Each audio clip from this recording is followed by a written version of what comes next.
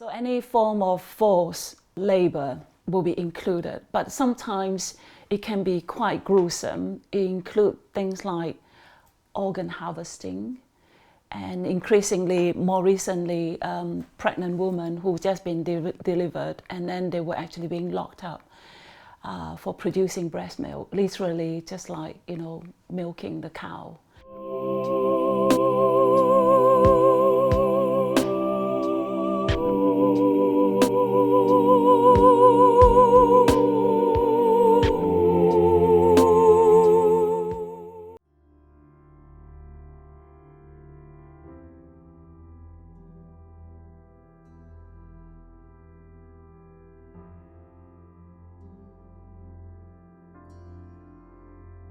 We are a bunch of academic researchers, practitioners, blockchain developers, classmates, friends. In the UK, we started to have the Modern Slavery Act in 2015.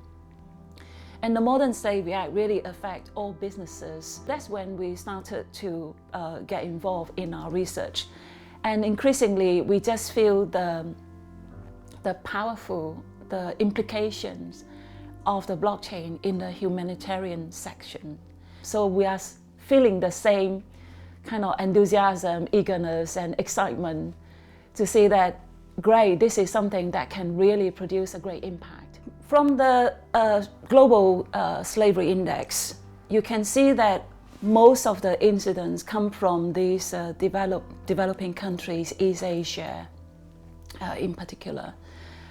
At the moment, we are looking into Thailand, India, Pakistan, Bangladesh, trying to establish a network to start with. Because of the close proximity, we also have a lot of work done within Manchester. You'll be surprised that many developed countries are being mentioned. USA, UK, even Singapore are being mentioned because it comes into different forms. So in the US, for example, the moment there's religions whereby they have the practice of having the disciples, the families, living in a compound. So there was an incident whereby thousands of adults and hundreds of children missing school by force or by coercions in order to go and harvest the pecan nuts. So, as I say, it is not necessarily that it's confined to developing countries. So in Singapore, for example, the forced labor will be the migrants, either in the forms of construction workers, maybe they will be trafficked into prostitutions. Usually, social background, when they have poverty, and also social exclusion. In fact, there have been said that mental illness patients are much more vulnerable. And also in different countries, it will be, again, a very different patterns. So in India, for example, the lower caste Indian will be most vulnerable. But it is not always the case like this. So more recently, the most serious child labor, forced labor patterns in the UK is the county line drugs trafficking for the supply. I think at this moment, still a lot of people have the fear or a lot of imaginations about what blockchain is. As the name implies, it's just a block in a chain. So because of this linking of the hash functions, if you remove any single record from the chain will break.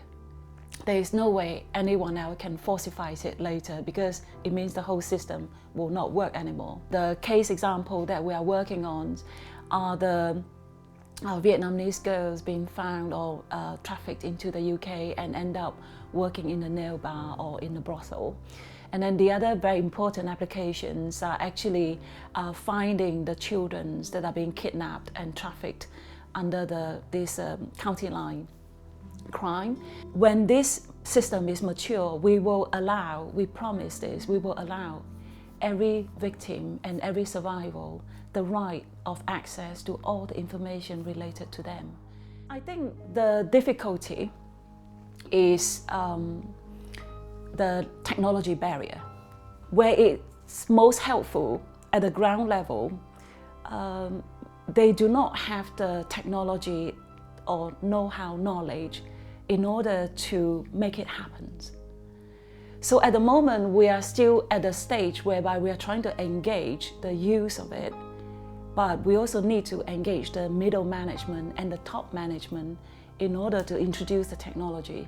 So we are working with a lot of charities that are more concerned about business supply chain. There are many reasons that business want to make sure that they don't involve in any supply chain that has forced labor, partly because of the law, and then partly, of course, many business has a corporate social responsibility. Part of the reason as well is commercial, consumer pressure, and also investor pressure. Increasingly, the consumer are more and more aware of these cases. They would not want to have their carpet being made by some children, being locked up in a factory. The whole thing is a self-help system. We actually don't own the blockchain. So a local network, if the Manchester Police or the UK network organization wanting to have such a system, we will help them to build it, and then we don't own it. They run it themselves. All these will be free. For public or for any local people who come across such incidents, usually they will, in the UK, they will inform the helpline. There's a UK national helpline. There's a charity run by a charity called Unseen.